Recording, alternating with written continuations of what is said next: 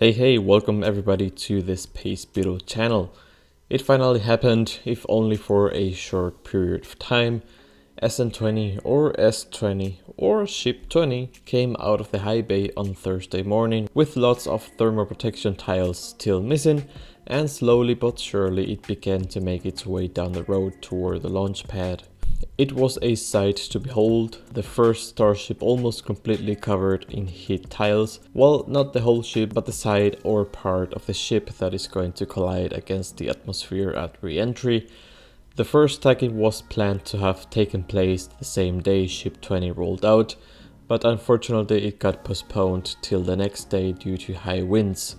SpaceX didn't want to waste any time, and so they continued adding some of the heat tiles that were still missing during the night. Come the next morning, the time was finally ripe for SpaceX to begin lifting S20, and so it happened.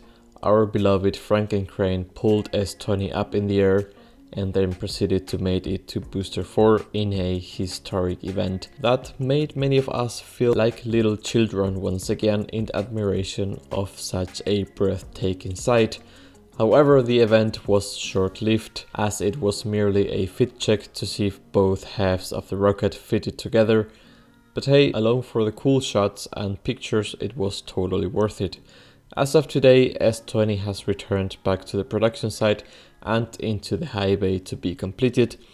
Its Raptor engines have been unmounted and the protective layer of thermal protection tiles has yet to be finished. According to Elon, around 98% of it is finished. Only the most tricky tiles remain to be put in place. Speaking of heat tiles, the workers at the production site have been sticking a lot of red and green markers to some of the tiles of Ship 20. There are some unofficial rumors that green means loose and red means broken, but there is not much information on these markers, so it remains pure speculation. Booster 4 is waiting to be lifted out of the launch mount and onto the transportation stand, as workers keep pushing hard to finish the orbital launch stand ahead of the first orbital flight. A flight that isn't expected to take place anytime soon, as the FAA still has to give it a green light.